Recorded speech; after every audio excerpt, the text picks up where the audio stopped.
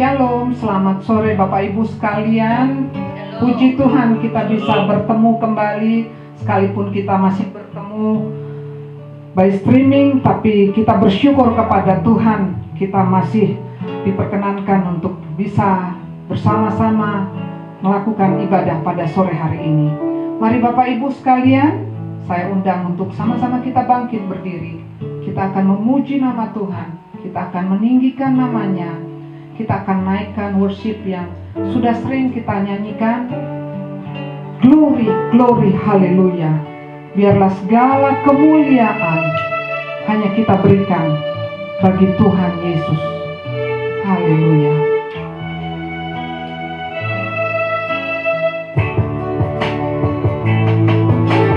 Glory, glory, haleluya. Glory, glory, haleluya.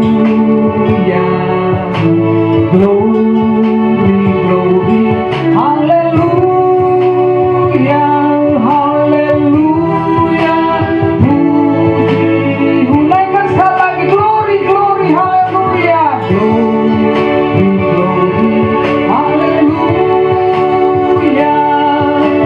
Glory, glory, haleluya. Glory, glory, haleluya.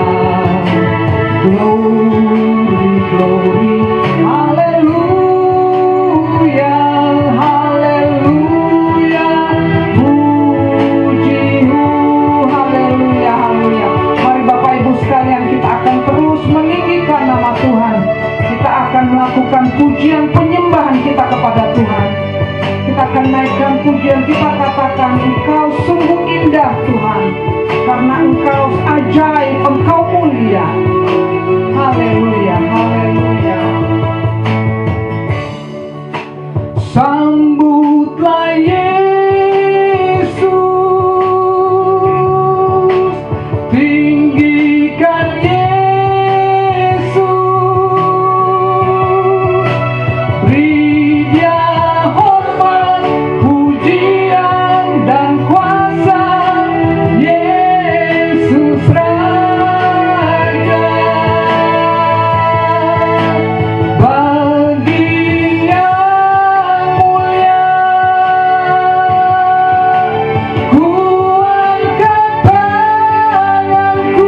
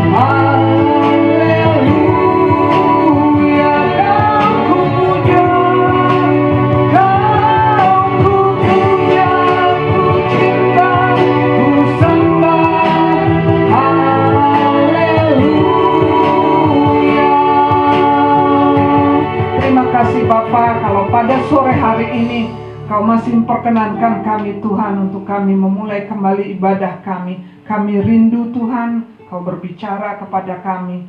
Biarlah Tuhan Kau memberkati ibadah kami ini mulai dari awal, pertengahan hingga akhirnya. Terima kasih Bapa, kami serahkan semuanya hanya di dalam nama Tuhan Yesus. Amin. Haleluya, haleluya. Mari Bapak Ibu sekalian, saya undang kita untuk kita memuji nama Tuhan. Haleluya.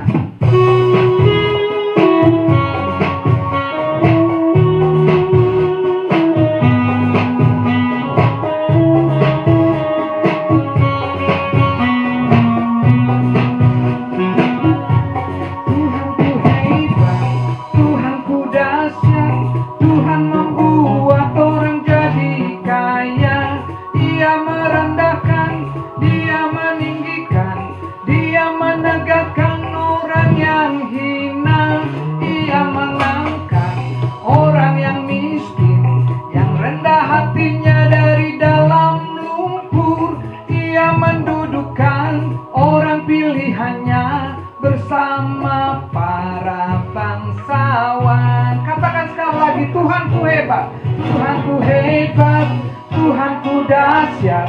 Tuhan membuat orang jadi kaya.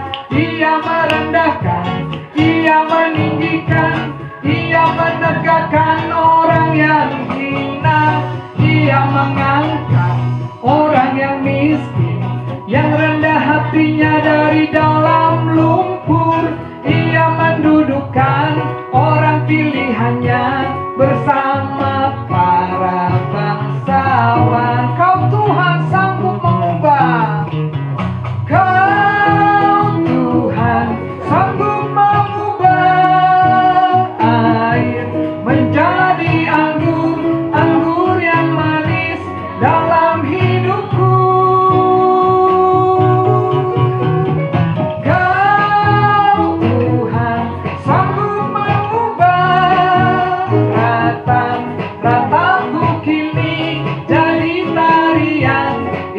Bagimu, Tuhanku hebat, Tuhanku hebat, Tuhanku dahsyat. Tuhan membuat orang jadi kaya. Ia merendahkan, Ia meninggikan, Ia menegakkan orang yang hina. Ia mengangkat orang yang miskin, yang rendah hatinya dari dalam lumpur. Ia mendudukkan orang pilihannya bersama para bangsawan. Katakan, Kau Tuhan sanggup, Kau Tuhan sanggup mengubah air menjadi anggur, anggur yang manis dalam hidupku.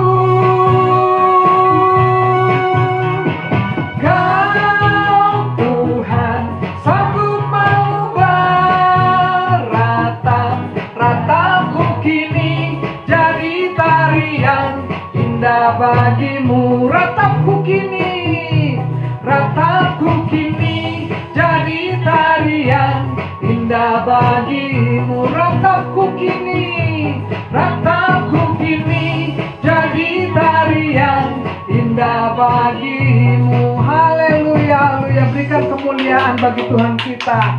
Kita akan tetap terus memuji nama Tuhan. Kita katakan, betapa dalamnya kasih setiamu ya Tuhan. Haleluya, haleluya. Puji mengatakan, betapa dalamnya kasih setiamu ya Tuhan, dan betapa besar kebaikanmu. Haleluya. Betapa dalamnya kasih setiamu, betapa besarnya kebaikanmu. Hidupku dipenuhi kemuliaanmu, indahnya oh Yesus Tuhan. Betapa dalamnya kasih setiamu, betapa besarnya kebaikanmu. Hidupku dipenuhi kemuliaanmu, indahnya oh Yesus Tuhanku. Sempurnalah kehidupan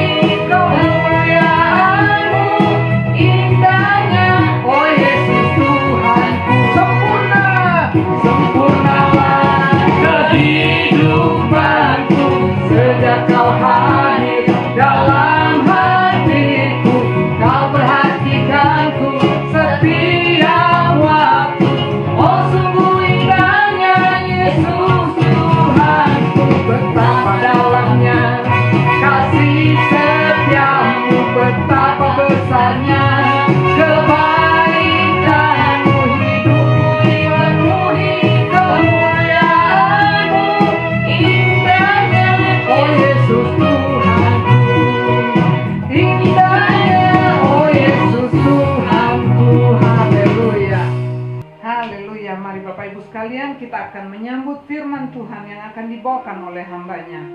Kita akan naikkan pujian yang mengatakan, Christ is enough for me, because everything I need is in you, Jesus. Because Christ, my all in all, and He is the joy of my salvation. Hallelujah. Through every storm my soul will sing, Jesus is here, and to God be the glory.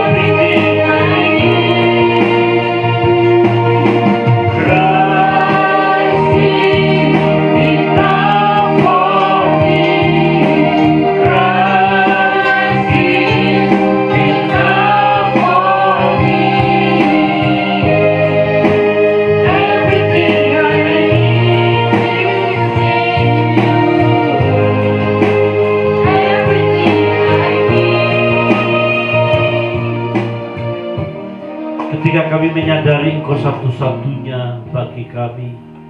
Engkau cukup untuk segala sesuatunya Tuhan. Kebahagiaan kami ketika kami memiliki Engkau. Sukacita kami kalau kami dekat kepadamu Tuhan. Damai kami kalau kami bersama Engkau. Kami tidak takut menghadapi berbagai macam pancaroba kehidupan ini, karena Engkau cukup buat kami. Terima kasih Bapa, berbicara berkata-kata urapi kami sekalian, tidak terkecuali siapapun apapun bagaimanapun keberadaan kami. Pengurapan ada di atas setiap kami yang mendengar siaran ini. Tetapi hamba menjadikan hamba yang efektif di tangan bagi umatmu yang hadir hari ini, dalam nama Yesus kami berdoa. Haleluya. Amin. Amin.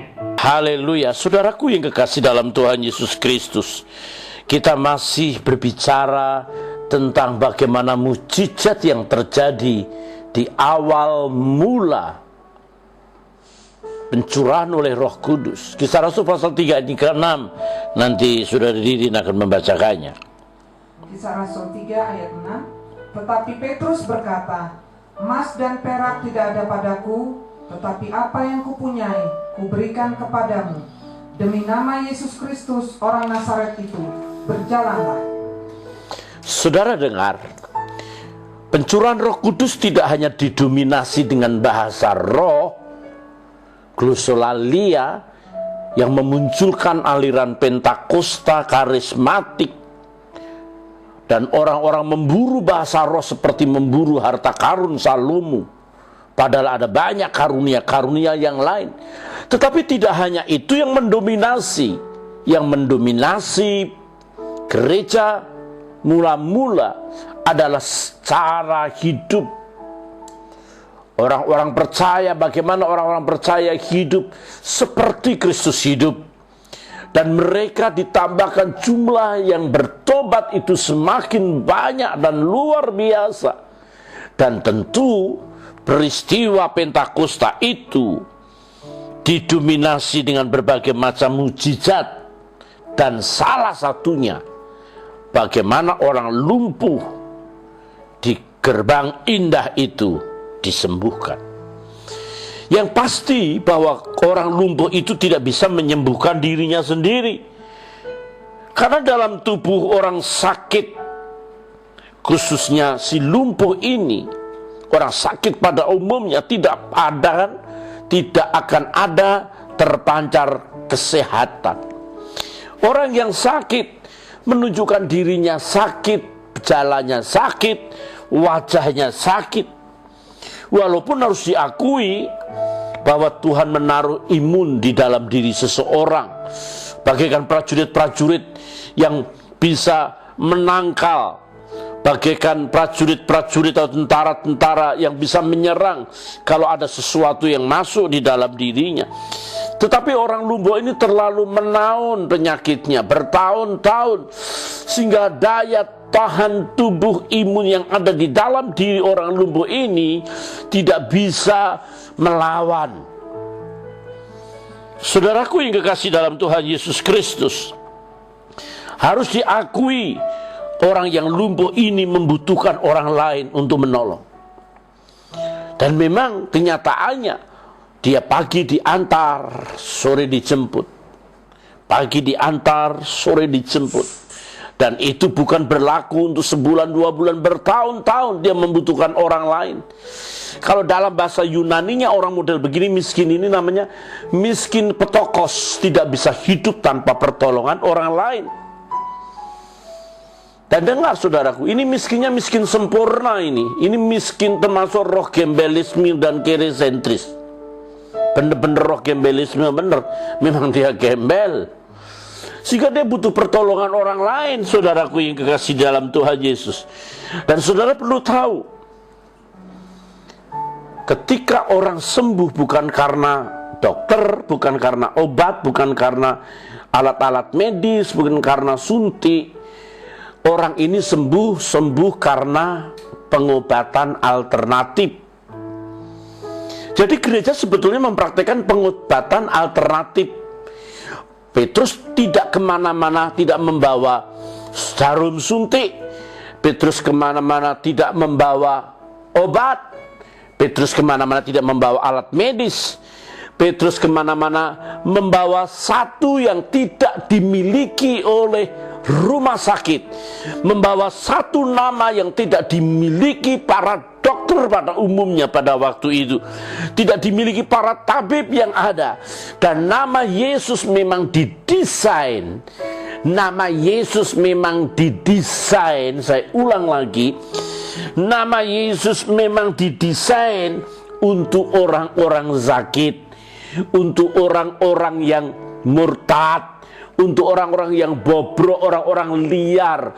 Nama Yesus didesain untuk orang-orang yang lemah. Nama Yesus didesain untuk orang-orang yang tidak berdaya. Nama Yesus diperuntukkan untuk mereka yang terhilang. Saudara-saudaraku yang kekasih di dalam Tuhan Yesus Kristus, Yesus sendiri menyatakan di dalam Markus pasal 2 ayat yang ke-17. Nanti bisa dibacakan. Markus 2 ayat 17 mencatat kebenaran penting. Di nama Yesus memang didesain untuk itu. Diibaratkan nama Yesus itu dokter, itu target dan sasarannya untuk orang-orang sakit. Ya mari, Markus 2 ayat 17. Markus 2 ayat 17. Yesus mendengarnya dan berkata kepada mereka, bukan orang sehat yang memerlukan tabib, tetapi orang sakit. Aku datang bukan untuk memanggil orang benar, melainkan orang berdosa. Nama Yesus didesain untuk orang berdosa supaya diselamatkan. Nama Yesus didesain untuk orang lemah supaya dikuatkan. Nama Yesus didesain untuk orang susah supaya dihiburkan. Oleh sebab itu dia berkata, aku datang untuk memberikan kehidupan. Marilah kepadaku kamu yang letih lesu dan berbeban berat, aku memberikan kelegaan kepadamu. Nama Yesus didesain untuk mereka yang sedang kelaparan supaya dikenyangkan. Nama Yesus didesain untuk mereka yang sakit supaya disembuhkan. Ini nama di atas segala nama, nama yang berkuasa di langit, di bumi, dan di bawah bumi, di area manapun, di atmosfer manapun. Nama Yesus didesain untuk itu. Saudara-saudaraku yang kekasih di dalam Tuhan Yesus Kristus, mari kita sadari, nama Yesus tidak diuntukkan untuk orang Kristen saja. Nama Yesus tidak diperuntukkan hanya untuk gereja saja. Bahkan terkadang malah justru orang-orang gereja berulang kali mendengar nama Yesus, dan nama itu nggak ngepek, nama itu tidak berdampak, nama itu tidak bisa mengubahkan. Berapa banyak orang-orang gereja yang hidupnya tidak pernah berubah? Berapa nama orang-orang gereja yang tidak tertarik nama Yesus? Boro-boro mulutnya nama Yesus, kadang-kadang malah sumpah serapah. Saya ingin beritahu sesuatu kepada saudara dan dengar. Alkitab mencatat dengan jelas dan menceritakan kepada kita bagaimana seharusnya nama Yesus digunakan kita, orang-orang di dalam, bukan orang di luar. Karena tidak tersentuh. Orang di luar sana mendengar nama Yesus dan kemudian tertarik, dan kemudian meneteskan air mata, betapa kasihnya, betapa pengorbanannya. Kita terlalu sering mendengar nama Yesus dan telinga kita menjadi bebal. Dan nama kita, nama Yesus menjadikan kita orang-orang yang sangat tidak tertarik. Jadi saudaraku, jika diibaratkan sebagai tukang bangunan, nama Yesus dipakai untuk membangun anatomi spirit kita, agar anatomi spirit kita itu tidak bercela di hadapan Bapa di surga. Dan dengar saya, saudaraku, digambarkan betapa orang yang terhilang, anak bungsu dan anak sulung. Anak bungsu, dia keluar, dia jauh, hidup dalam foya-foya, hidup dalam kenajisan, hidup di dalam dosa, hidup di dalam egonya yang luar biasa, kedagingannya, foya-foya, hidup dalam perzinahan, perjudian, hidup dalam kekerasan. Tetapi ketika dia menyadari keberadaannya, dia ingat akan bapaknya di rumah, maka dia merasa tidak layak datang kepada Bapa. Jadikan aku hamba, aku tidak layak. Jadi orang yang sungguh-sungguh rohani itu adalah orang yang merasa diri tidak layak di hadapan Tuhan. Orang yang sungguh-sungguh rohani, orang yang merasa tidak layak di hadapan hadirat Bapa di surga. Dan itu bisa mengubahkan, berbeda dengan anak sulung yang senantiasa di rumah bapaknya, tinggal satu rumah.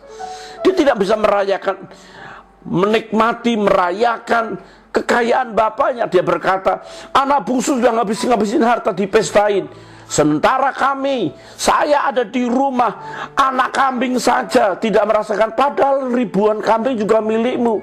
Dia kayak anak pramuka saja, mana di mana anak kambing saya, satu saja tidak dapat menikmati.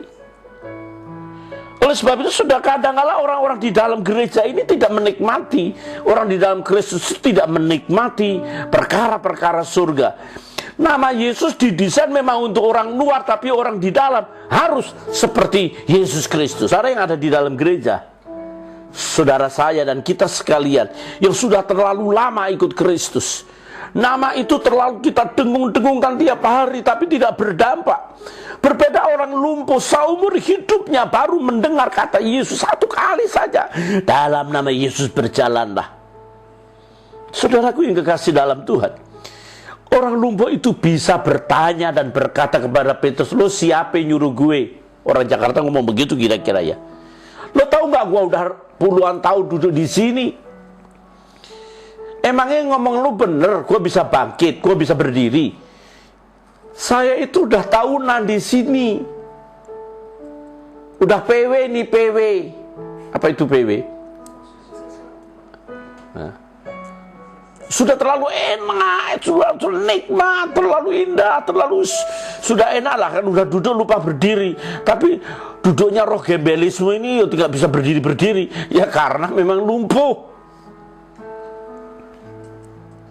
Oh saudaraku yang kekasih, dia tidak ngomong sama Petrus begini sama Yohanes,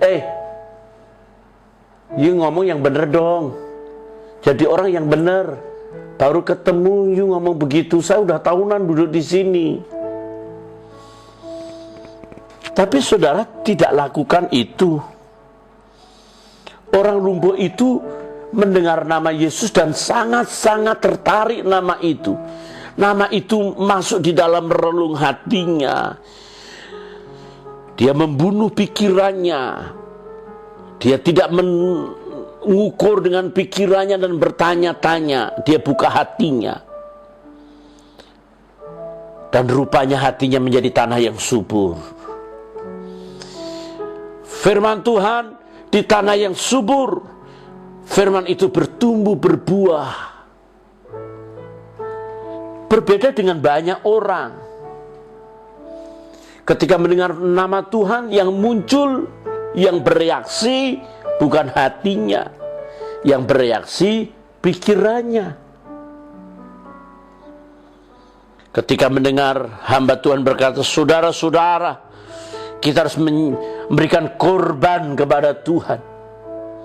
Maka yang muncul langsung pikirannya, lo pendeta enak aja, ini masa corona ini susah ini. Boro-boro mau perpuluhan, boro-boro mau kolekte sumbangan ucapan syukur. Bahkan ada beberapa gereja itu jumlah persembahannya itu berderet-deret, dari persembahan perpuluhan, ucapan syukur, terus persembahan tatangan, persembahan banyak sekali. Dan kalau hari Minggu aja kolektor bisa beredar 5 kali loh. Ya. Sampai sebelum kebaktian itu jemaat pergi ke warung nuker duit dulu. Jadi saudaraku yang kasih, ketika hamba Tuhan berkata, mari kita berkorban buat Tuhan, langsung di otaknya, gua nggak punya duit, gua nggak bisa memberi. Boro-boro perpuluhan, boro-boro ucapan syukur, boro-boro buah sulung, boro-boro korban tantangan. Ini masa susah. Kalau reaksimu begitu adalah reaksi di pikiranmu. Persembahan dan korban syukur kepada Tuhan itu bukan duit. Allah pencipta langit dan bumi, dia terlalu kaya. Dia itu penguasa alam raya, jagat raya. Kenapa ketika iblis mengatakan, Yesus, seluruh dunia ini akan kuberikan kepadamu kalau engkau menyembah aku? Yesus bilang, iblis, belum tahu dia gampil kekayaan dunia. Dunia ini dibanding alam semesta, maaf ya, cuma saupil, orang Jawa bilang. Kecil. Orang dibanding matahari aja, 1.300.000 bulatan bumi itu baru mengisi matahari. Belum planet-planet yang lain. Allah itu pencipta langit dan bumi, alam semesta, cakrawala. Masa kekayaan bumi, dia tuh punya segala-galanya, saudaraku yang dikasih.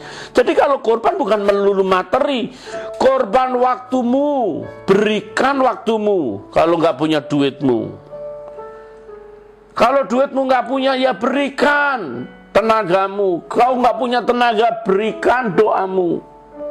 Ada banyak jenisnya kan? Kalau nggak bisa berdoa, berikan pikiranmu. Lo nggak punya pikiran, lo mati aja deh. Kenapa? Karena persoalannya korban itu seluruh hidup ini, totalitas. Dan saya ingin katakan kepada saudara, dengar saya hari ini. Ketika firman disampaikan, dalam nama Yesus berjalanlah. Orang lumpuh ini tidak bereaksi pikirannya, tidak bereaksi perasaannya, dia bereaksi hatinya. Dia bertumbuh. Ada kalanya orang khotbah dan jemaat menerimanya dengan emosi. Lu nyindir gue.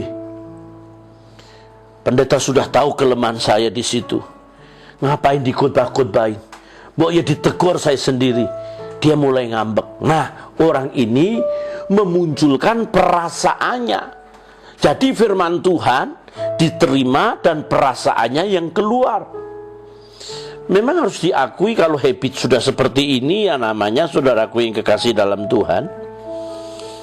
Orang-orang ini memiliki karakter not good, bad character. Harusnya yang bad character itu out of the church, di luar gereja. Tapi kadang-kadang anak Tuhan di dalam gereja udah puluhan, saking bebalnya, jahatnya sudah setengah setan, 3/4 iblis. Sehingga begitu kacaunya hidup, tidak bisa menjadi contoh. Dan firman Tuhan itu harus memperbarui kita. 2 Timotius 3 ayat 16. 2 Timotius 3 ayat 16. Memang firman Tuhan ditujukan untuk orang-orang supaya semakin hari semakin dewasa, semakin hari semakin memahami kebenaran, semakin hari semakin mengerti apa arti daripada kuasa nama Yesus. 2 Timotius 3 ayat 16, mari. 2 Timotius 3 ayat 16. Segala tulisan yang diilhamkan Allah memang bermanfaat untuk mengajar, untuk menyatakan kesalahan, untuk memperbaiki kelakuan, dan untuk mendidik orang dalam kebenaran. Sekali lagi, supaya semakin mantap aja. 2 Timotius 3 ayat 16. Segala tulisan yang diilhamkan Allah memang bermanfaat untuk mengajar, untuk menyatakan kesalahan, untuk memperbaiki kelakuan, dan untuk mendidik orang dalam kebenaran. Saudaraku, jangan punya roh ndablek. Do you understand to ndablek? Ndablek bahasa Jawanya stubborn, keras kepala. Kalau kepalanya dibenturin tembok, yang pecah pasti kepalanya. Nah, temboknya batu. Saudara dengar saya ya. Banyak anak Tuhan tidak bisa memahami, tidak mau diajar. Tidak diajar, apalagi yang ngajar lebih muda. Yang ngajar seolah-olah belum menjadi pendeta penuh, baru lulusan sekolah Alkitab. Anak kecil gak sekolah Alkitab pun kalau dipakai Tuhan juga kita harus mendengar firman Tuhan. Untuk menyatakan kesalahan, untuk memperbaiki kelakuan dan mendidik orang dalam kebenaran. Kebenaran ini penting. Karena saudaraku yang kekasih dalam Tuhan, ketika kita menyadari dengan penuh dan sungguh kuasa firman Allah yang identik dengan Yesus Kristus, karena Yesus adalah firman yang hidup. Firman itu akan membenahi kita hari demi hari. Kalau kita tidak bisa dididik oleh firman Tuhan, kita tidak lagi bisa mendengar dan bertumbuh karena hamba Tuhan berbicara. Dengar saya, persoalan, masalah, malapetaka, penyakit, kesusahan akan mengajar orang itu. Untuk itu dia akan baru sadar ketika kesusahan, ketika keadaan sudah terdesak, dia baru ingat Tuhan. Selama ini dia mendengar firman Tuhan tidak mempan. Selama ini khotbah sekeras apapun tidak mempan. Tapi ketika dihajar Tuhan dengan masalah, ketika dihajar Tuhan dengan pencobaan, ketika dihajar Tuhan dengan corona, dihajar Tuhan dengan sakit penyakit, sudah terpojok, baru dia ingat Tuhan. Oleh sebab itu jangan gunakan the power of kepepet. Kalau the power of kepepet, saudara sudah terpojok, sudah bonyok di sana sini, baru ingat Tuhan. Saudara-saudaraku yang kekasih dalam Tuhan, sekali lagi saya ingatkan, sekali lagi perlu direnungkan, bahkan sekali lagi perlu dicamkan baik-baik. Jika pendeta tidak bisa membentuk saudara dengan firman Tuhan yang disampaikan, jika hamba Tuhan tidak bisa membentuk saudara dalam kehidupan, maka masalah, persoalan, bahkan malapetaka, penyakit, dan 1001 hal yang Tuhan akan timpakan kepada saudara, untuk saudara dapat memahami, menghargai. Tuhan terlalu spesialis untuk hal itu. Tuhan terlalu spesialis untuk mengundang saudara tahu, menghargai, menikmati, memiliki kebenaran firman Tuhan. Karena kuasa firman Tuhan itu luar biasa, melebihi siapapun. Firman Tuhan yang datang daripada Tuhan melebihi seorang nabi, rasul, pendeta, gembala, penginjil. Karena firman Tuhan itu identik dengan Tuhan sendiri. Yesaya 55 ayat 11 mencatat kebenaran penting untuk kita renungkan bersama-sama. Mari dibacakan. Yesaya 55 ayat yang 11. Demikianlah firmanku yang keluar dari mulutku. Ia tidak akan kembali kepadaku dengan sia-sia, tetapi ia akan melaksanakan apa yang kukehendaki, dan akan berhasil dalam apa yang kusuruhkan kepadanya. Ya, sekali lagi dengan agak pelan-pelan. Yesaya 55 ayat 11. Demikianlah firmanku yang keluar dari mulutku. Ia tidak akan kembali kepadaku dengan sia-sia, tetapi ia akan melaksanakan apa yang kukehendaki, dan akan berhasil dalam apa yang kusuruhkan kepadanya. Saudaraku yang kekasih, firman Tuhan adalah pribadi. Jika saudara mengatakan kebenaran, saudara mengatakan firman Tuhan, dia menyatakan tentang pribadi Yesus Kristus. Minggu lalu kita sudah belajar bagaimana jika kuantitas menjadi kualitas. Jika orang itu hidup sesuai dengan firman Tuhan, ketika seseorang hidup hari demi hari, menambahkan jam doanya, hari demi hari menambah pembacaan firman Tuhan, hari demi hari menambahkan kekudusan, hari demi hari menambahkan perkara-perkara surgawi. Dia tidak hanya memiliki deposit spirit dalam anatomi spiritnya, tetapi dia memiliki kuantitas. Dan kuantitas ini membentuk dirinya menjadi orang-orang yang berkualitas. Ketika dia mengucapkan nama Yesus, nama dan pribadi itu muncul sepenuhnya, 100% muncul, menyembuhkan, memulihkan sebuah keadaan. Beda dengan anak-anak sekewa yang menggunakan nama Yesus, tapi dia tidak hidup di dalam Yesus. Beda dengan anak sekewa, dia mengucapkan dalam nama Yesus, tetapi tidak punya dampak. Nama Yesus terlalu hambar, nama Yesus terlalu kosong, tidak punya nilai sama sekali. Bahkan setan mencapik-capik dia. Yesus aku tahu, Yesus aku kenal, Paulus aku tahu, siapa engkau? Mengapa bisa terjadi demikian? Karena orang-orang ini tidak tinggal di dalam kebenaran firman Tuhan. Petrus tahu pasti bahwa nama Yesus didesain bukan saja untuk orang-orang di luar kekristenan, tetapi juga untuk dirinya sendiri. Bagaimana bagikan pedang bermata dua, firman Tuhan itu untuk mereka yang mendengar, tetapi juga untuk diri yang berkata-kata. Banyak hamba Tuhan berkata, hidup kudus, hidup kudus. Tetapi kenyataannya masuk penjara karena pelecehan.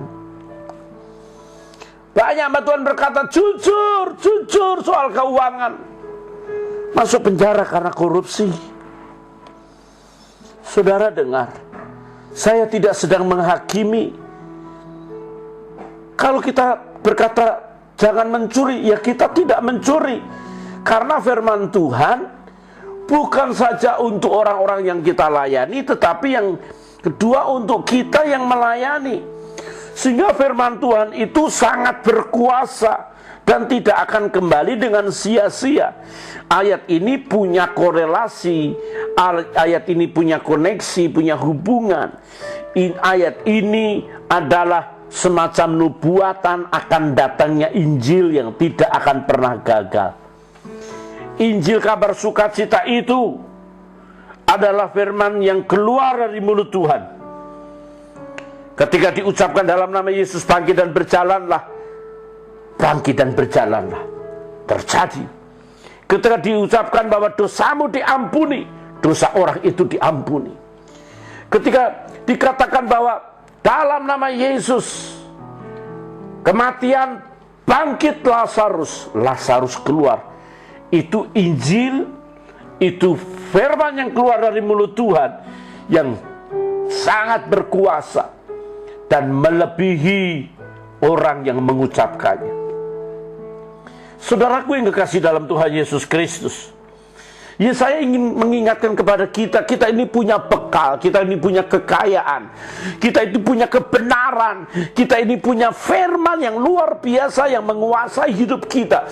Jikalau saja seluruh susunan saraf peredaran darah kita, pikiran kita, perasaan kita, jantung kita, bahkan seluruh eksistensi hidup kita ini direndam oleh firman, maka kualitas kebenaran yang kita ucapkan akan punya value, punya nilai.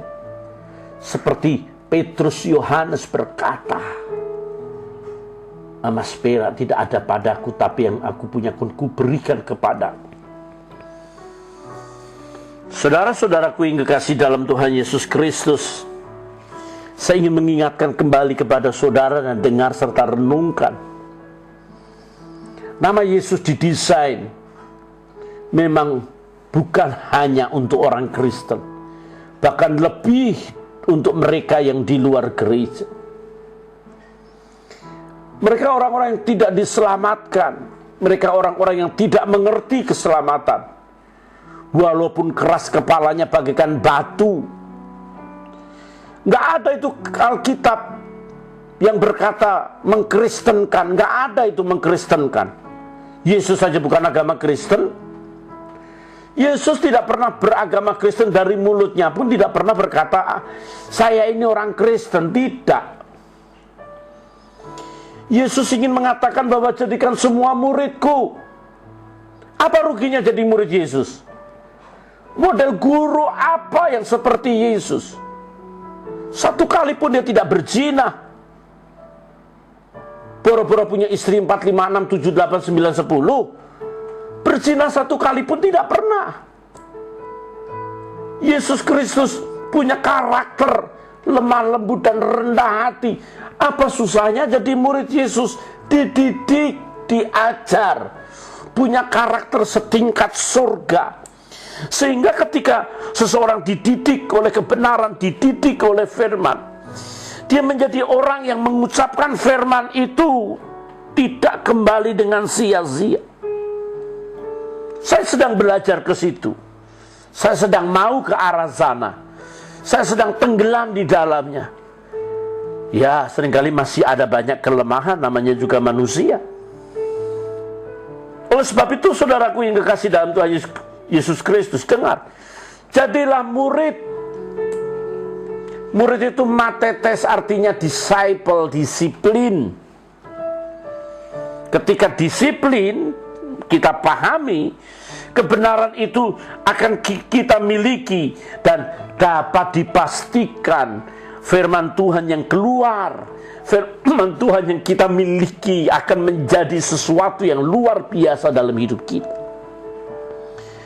Sehingga seperti Petrus berkata, hanya satu patah kata saja, tidak butuh banyak kata-kata. Dalam nama Yesus bangkit dan berjalanlah. Itu seperti kata-kata dewa, kata-kata Tuhan sendiri. Yesus tidak pernah menyembuhkan dengan ucapan banyak. Celiklah, tercelik. Bangunlah, bangun. Lazarus keluar, dia keluar. Tidak dibutuhkan ucapan berulang-ulang kali. Karena apa? Karena Yesus adalah firman yang hidup. Tetapi kalau kita merendamkan diri kita di dalam firman, maka hidup kita akan menjadi seperti firman itu. Coba kalau setiap hari orang makannya B1, makan RW, ya, tahu RW? RW dia makan RW, terus makan RW terus. Maka lama-lama keringatnya seperti RW, seperti anjing. Dia tidak akan pernah digigit anjing. Karena apa? Karena keringatnya anjing dipikir sesama anjing dilarang menggigit. Ini anjing teman gue kok jadi tinggi nih, gimana sih? Karena tiap hari makannya anjing. Coba tiap orang darah tinggi, tiap hari makannya bawang. Itu keringatnya bau bawang. Kalau dia lewat, teman ngomong, bawang Bombay lewat. Kenapa? Karena tiap hari menyatu dengan bawang. Jadi saudara, kalau kita menyatu dengan firman tiap hari, kita akan menikmati sebuah kehidupan yang sama, kehidupan yang identik dengan apa yang kita makan. Tell me what you eat and I tell you what you are. Itu identitas. Apa yang kita makan, itu merupakan identitas kita. Kalau tiap hari saudara makannya di warteg ke warteg, pagi warteg, siang warteg, sore warteg, ya itu termasuk ekonomi, ya tahulah. Tapi kalau pagi makan di Ritz-Carlton, siang makan di Hotel Mulia, malamnya makan di hotel mewah lain, itu high class. Orang tajir, tahu tajir, hartanya banjir. Betapa indahnya desain nama Yesus. Nama Yesus diperuntukkan mereka yang ada di luar yang pertama. Tapi nama Yesus didesain untuk orang dalam juga. Sehingga orang dalam itu memiliki kekuatan kuasa firman yang tidak akan kembali dengan sia-sia. Dan yang pasti firman itulah yang akan mematahkan kuasa kegelapan. Kalau saja penyakit ini diibaratkan tentang kuasa kegelapan, nama Yesus memporak-porandakan kuasa kegelapan. Memang di zaman kuno penyakit itu diidentikan dengan kuasa kegelapan, tentang dosa. Bahkan di dunia modern, untuk orang-orang aliran pelepasan, orang sakit kanker itu karena akar pahit, karena dendam, amarah. Ada begitu banyak kuasa-kuasa kegelapan yang menghinggapi seseorang sehingga dia punya penyakit. Sahabat saya sakit ketika rohnya keluar dari tubuhnya. Dia ketemu setan-setan di udara. Setan itu berkata, itu lihat tubuhmu Doamu tidak bisa menolong engkau kan? Kau ikut aku aja. Saudara tahu kankernya di otak. Iblis itu mukul-mukul dengan linggis otak itu. Tetapi sahabat saya ini berkata begini di alam roh sana ketika rohnya keluar dan berkata, tidak, sekalipun aku mati, aku punya Yesus yang membawaku ke surga. Ketika disebut nama Yesus, maka setan-setan itu lari tunggang langgang. Nama Yesus didesain untuk menghancurkan kuasa kegelapan. Maka ketika Yesus digoda oleh iblis, dia berkata, ada tertulis. Ada tertulis. Oleh sebab itu Yesus firman yang hidup. Kalau penyakit itu dianggap kuasa kegelapan, Yesus itu terang dunia, di mana ada terang. Kuasa kegelapan akan pergi begitu saja. Dapat dipastikan di mana ada terang, kuasa kegelapan hilang. Di mana ada terang, di situ kuasa kegelapan dengan sendirinya, tidak perlu permisi, tidak perlu kula nuwun, maka langsung hilang seketika. Mengapa? Karena kuasa terang itu lebih daripada kuasa kegelapan. Oleh sebab itu, saudaraku yang kekasih dalam Tuhan Yesus Kristus, ketika seseorang berada dalam kegelapan, dia tidak akan bisa melihat terang. Tapi orang yang ada di dalam terang bisa dapat melihat terang itu. Di dalam Mazmur 36 ayat yang ke-10 mencatat kebenaran penting untuk kita renungkan bersama-sama. Mazmur 36 ayat yang ke-10. Sebab padamu ada sumber hayat, di dalam terangmu kami melihat terang. Sekali lagi. Sebab padamu ada sumber hayat, di dalam terangmu kami melihat terang. Saudaraku, di dalam terangmu kami melihat terang. Dan di dalam terang itu kita hanya melihat terang. Di dalam kegelapan kita hanya melihat kegelapan. Tidak ada warna yang menyegarkan di tengah-tengah bangkai. Dimanapun ada bangkai, dimanapun ada mayat, di situ bau busuk yang menyengat di mana-mana. Kegelapan tidak bisa memancarkan terang, tapi hanya terang yang memancarkan terang dan mengusir kegelapan. Manusia sudah hidup di dalam kegelapan, manusia sudah hidup dalam kematian. Alkitab berkata bahwa dunia ini ada di dalam kuasa kegelapan. Dan yang bisa menerima terang itu hanya orang-orang yang memberi diri, memberi respon kepada pribadi yang namanya Yesus Kristus. Untuk itu sebagai hamba Tuhan saya tawarkan, ini gratis untuk masa depan saudara. Ini gratis untuk kekekalan saudara. Yesuslah yang akan membawa terang. Yesuslah akan membawa kemuliaan demi kemuliaan. Untuk itu, saudaraku yang kekasih dalam Tuhan Yesus Kristus, mari kebenaran ini kita renungkan. Tidak akan pernah ada bau busuk yang menyegarkan.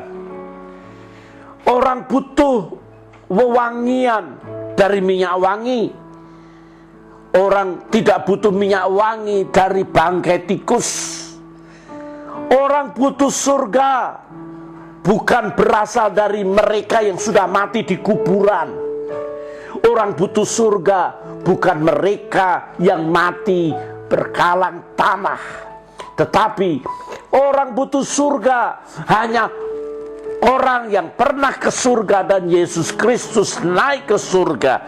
Kuasa surga dan di bumi aku miliki, dan itu diberikan kepada saudara. Untuk itu saudara, nama Yesus, nama yang didesain untuk mengalahkan iblis dan menyelamatkan orang percaya. Saudara, sekali lagi saya ulang, tidak peduli saudara menganggap Yesus apa. Saudara menganggap Yesus nabi, monggo silahkan. Saudara menganggap Yesus sebagai guru etika, silahkan, monggo. Saudara menganggap Yesus sebagai manusia biasa, silakan ikuti kata-katanya. Satu ucapan yang tidak pernah bercela, satu tindakan yang tidak pernah bercela. Dia tidak pernah berzina, tidak pernah membunuh, dia tidak berlaku serong, dia tidak pernah berkata-kata kasar, berkata-kata kotor, dia tidak pernah menyengsarakan banyak orang, apalagi membunuh orang, tidak pernah. Tetapi nama itu, nama Yesus, didesain untuk mengalahkan iblis. Kalau sudah hanya mempercayai orang yang mati di kuburan, saudara akan ikut orang itu di kuburan. Jangan pernah mengikuti pendeta yang lagi parkir. Engkau tidak akan sampai di tempat karena pendetanya lagi parkir. Ngikutin pendeta parkir tambah gerah kalau nggak ada AC. Tetapi kalau pendetanya melaju kencang, maka saudara akan sampai tujuan. Dan yang kita ikuti ini bukan pendeta, yang kita ikutin ini bukan pemimpin agama, yang kita ikutin ini bukan sekedar nabi rasul, bukan sekedar imam, tetapi yang kita ikuti ini pribadi, nama Yesus. Yesus nama di atas segala nama. Sehingga Petrus dengan gagah berani, Petrus dengan iman mengatakan, bangkit dan berjalanlah. Orang lumpuh itu bangkit dan berjalan. Nama Yesus didesain untuk hal-hal yang terbaik. Sudah tidak bisa mengucapkan, dalam nama Yesus gua bantai, nggak bisa. Dalam nama Yesus lu brengsek, nggak bisa. Dalam nama Yesus mari kita rame-rame membunuh, enggak bisa. Dalam nama Yesus turunlah berkat. Dalam nama Yesus shalom aleihim, damai sejahtera. Nama Yesus didesain untuk semua orang yang ingin memiliki surga dan kemuliaannya selama ada di bumi. Nama Yesus memang didesain untuk orang sakit. Ketika orang sakit itu bertemu dengan nama Yesus, kesakitan, kelemahan, kegagalan, keadaan yang sangat parah, bertemu dengan nama Yesus, maka semuanya akan mampu dipulihkan dan disembuhkan. Nama Yesus didesain untuk mereka yang terlantar, untuk mereka yang terbuang.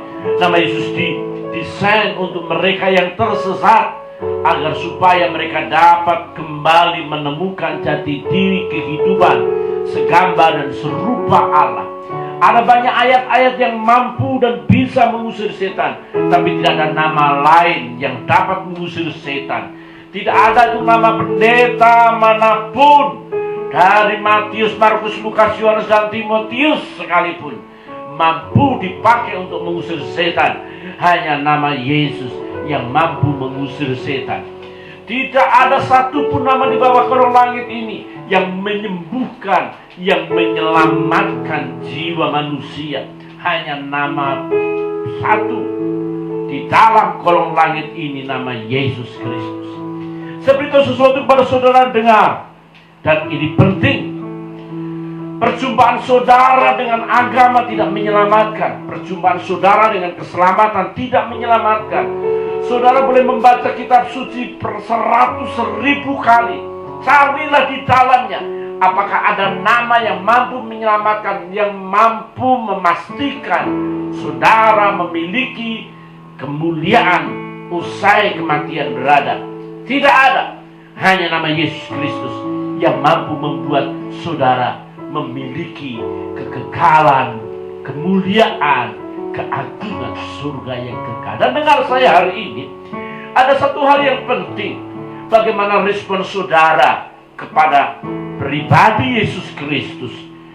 Respon inilah yang menentukan saudara, untuk saudara dapat menikmati segala berkat, segala anugerah, segala yang terbaik yang Allah miliki, hanya melalui satu nama itu. Respon saudara kalau biasa-biasa, saudara akan memperoleh hal yang biasa-biasa. Respon saudara ketika saudara bersemangat untuk mendapatkannya, maka sejauh semangat saudara itulah Allah menghargai. Sejauh api yang membara di dalam diri saudara, api itulah yang akan memperoleh sesuatu yang terbaik dalam kehidupan saudara sekalian. Tapi ketika saudara hanya menganggap dia sebagai seorang manusia, saudara hanya menganggap dia seorang rabi, seorang nabi, seorang rasul atau guru agama, saudara akan memperolehnya hanya sepengetahuan dan sebatas kemanusiaan bila saudara mengaku dia sebagai manusia. Kalau saudara mengaku dia sebagai rabi, sebagai guru, saudara akan memperoleh pengetahuan, keterampilan, bahwa ajarannya memang menyejukkan jiwa, ajarannya memang menyentuh kalbu, ajarannya memang membuat orang semakin hari semakin baik. Bahkan tidak ada negara di dunia ini yang mayoritas menggantungkan hidupnya kepada pribadi yang satu ini, pribadi Yesus. Negaranya menjadi berantakan. Tidak ada satu rumah tangga yang hidupnya keseluruhan dari suami, istri, anak, semuanya percaya kepada Yesus Kristus, dan rumah tangga itu didapati berantakan, kacau balau, porak-poranda. Tidak ada. Nama itu menyejukkan, menyelamatkan, memberikan damai dan memberkati seluruh keluarga. Desain nama Yesus Kristus sesuai respon saudara. Tapi ketika saudara menganggap dia sebagai Tuhan, maka respon itulah yang menyelamatkan saudara mencapai kemuliaan surga. Karena ketika saudara menganggap dia sebagai Tuhan dan Raja yang berdaulat dalam hidup saudara, maka dia yang naik ke surga, dia yang bertahta dalam kemuliaan. Ketika dia berkata, kuasa di surga dan di bumi ada padaku, dan kata-kata itu tepat. Seorang pribadi Yesus tidak akan pernah berkata sia-sia.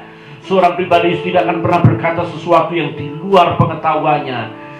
Seorang pribadi Yesus berkata sesuai dengan kapasitas yang dia miliki. Kalau di surga dan di bumi dia punya, maka saudara saya, kita yang mempercayai dia sebagai Tuhan dan Juru Selamat, dapat dipastikan nama itu membawa kita dalam segala kemuliaan. Temukan kitab suci saudara. Temukan ayat-ayat yang mampu membawa saudara ke surga. Ayat-ayat itu tulisan.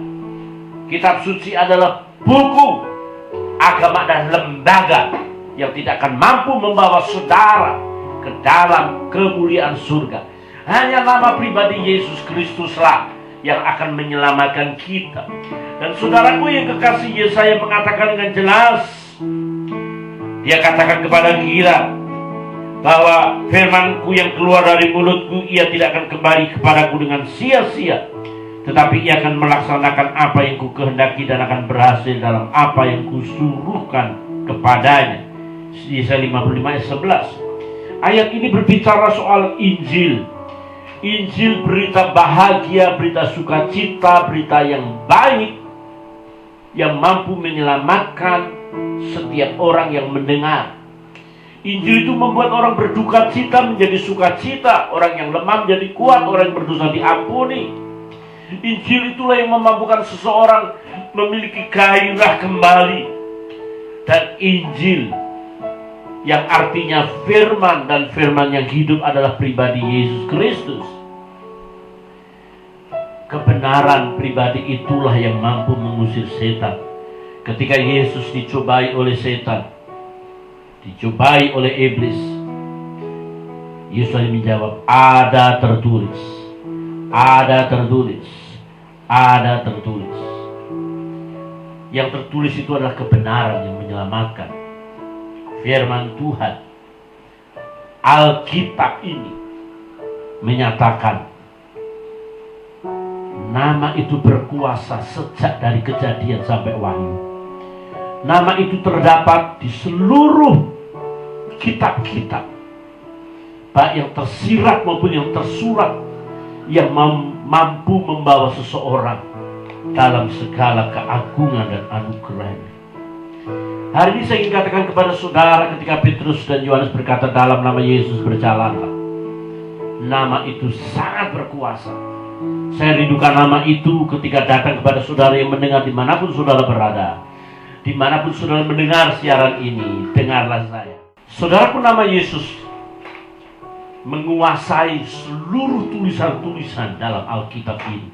Baik dari Kejadian sampai Wahyu, baik yang tersurat maupun tersirat. Dan dengarkanlah, ketika saudara mempercayainya, semua berkat, semua anugerah akan saudara miliki dalam kehidupan saudara.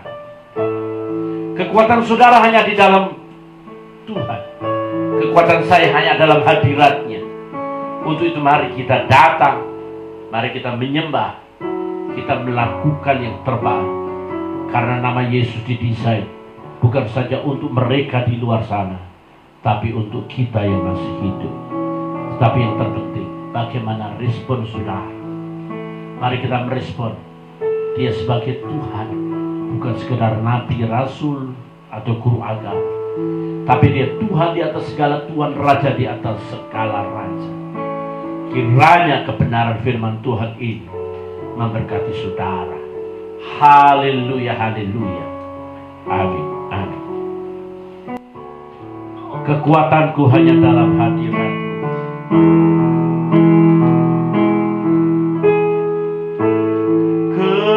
Kekuatanku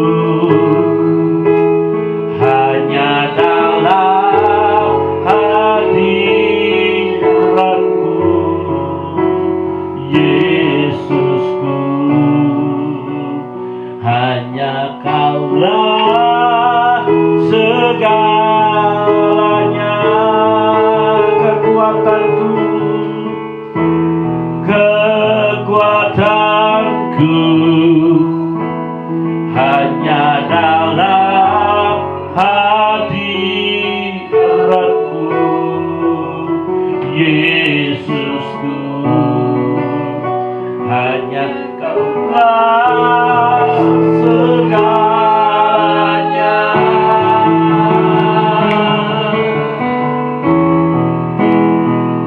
Ku yakin Kau hadir di sini. Ku rasakan kuasa yang tak terbatas. Ku yakin Kau nyata di sini. Kemenangan terjadi di sini. Ku yakin Kau hadir di sini. Ku rasakan kuasa yang tak terbatas. Ku yakin Kau nyata di sini. Kemenangan terjadi di sini. Kesembuhan terjadi di sini. Pemulihan, pemulihan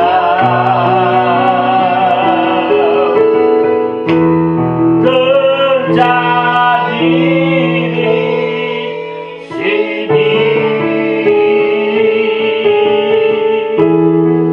Biarkanlah setiap kebenaran firman-Mu tertanam di dalam setiap anak-anak-Mu dimanapun mereka berada. Nama-Mu didesain, nama-Mu diperuntukkan buat mereka yang membutuhkan keselamatan. Siapapun, kapanpun, dan dimanapun mereka berada, biarlah pertolongan Tuhan nyata. Dan berkuasa nama itu, nama yang membawa kami dalam kemuliaan demi kemuliaan, kuasa demi kuasa, berkat demi berkat. Dalam nama Yesus berdoa, haleluya, amin, amin. Haleluya, saudaraku yang kekasih dalam Tuhan. Minggu yang akan datang kita masih tetap live streaming. Sebab memang yang pertama, hotel masih belum siap. Yang kedua, kita menunggu sampai semuanya reda, minimal landai. Karena sampai saat ini COVID ini masih semakin meningkat. Kita menunggu landai. Tenang, jangan sampai ibadah kita membawa korban karena kita berada di hotel. Terima kasih untuk partisipasi saudara. memberkati pelayanan ini, dan saudara dapat menyalurkan berkat Tuhan melalui rekening GB Holy Spirit, dan biarlah berkat saudara akan tercurah. Mari kita akhiri ibadah kita dengan pujian Holy Spirit, doa welcome in my heart.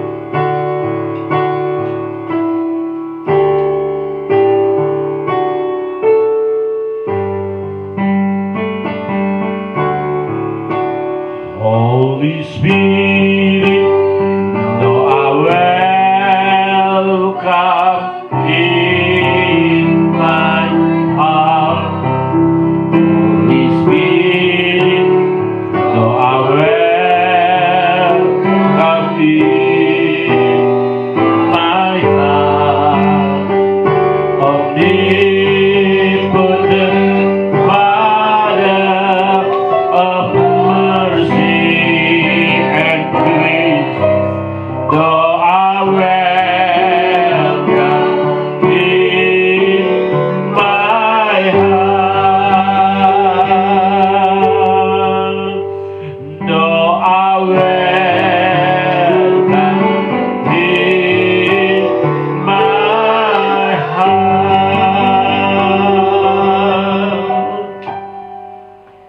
Bangsa dan negara ini kami taruh ke dalam tangan Tuhan.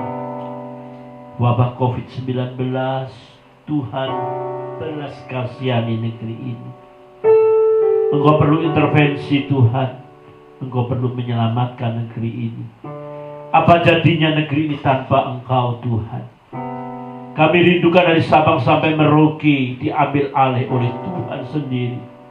Dan Tuhan menyelamatkan negeri kami. Dan Indonesia akan penuh kemuliaan. Engkau tolong Jokowi, amin, maruf Tuhan.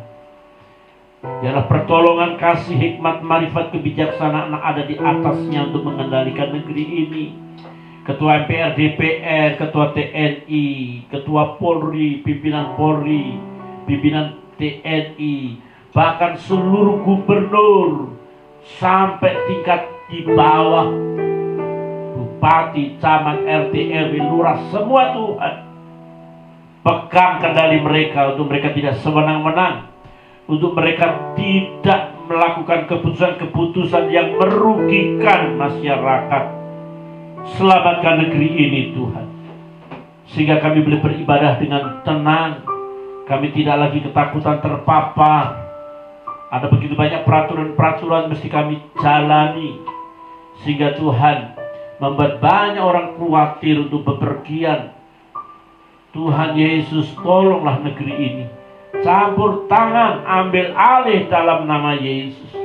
Engkau berkati setiap anak-anak-Mu, mereka yang streaming, mereka yang mendengar kebenaran firman Tuhan. Tuhan berkati sampai mereka dapat menikmati kebenaran demi kebenaran yang hamba-Mu sampaikan. Sekarang kedangkan tangan-Mu, turunkan berkat untuk seluruh anak-anak-Mu yang mendengar, baik di kota, baik di desa, baik di pelosok, baik di dalam negeri maupun luar negeri. Aku hamba Allah mengangkat tangan dan turunkanlah berkat terbaik yang Bapa di surga miliki dalam kasih sayang Yesus Kristus, Tuhan dan Juru Selamat serta sekutuan menghibur dan kekuatan, pemulihan dan pengurapan Roh Kudus turun atas saudara sekalian, sekarang sampai Maranatha Yesus Kristus datang kedua kali. Setiap kita yang berkata, amin, amin. Saudaraku yang dikasih dalam Tuhan, berakhirlah sudah acara ibadah kita hari ini, dan jangan lupa saudara dapat mensubscribe video ini. Saya percaya ketika sudah mensubscribe video ini, berita kebenaran firman Tuhan disampaikan dengan lebih luas lagi. Kiranya Tuhan memberkati. Haleluya, haleluya, amin.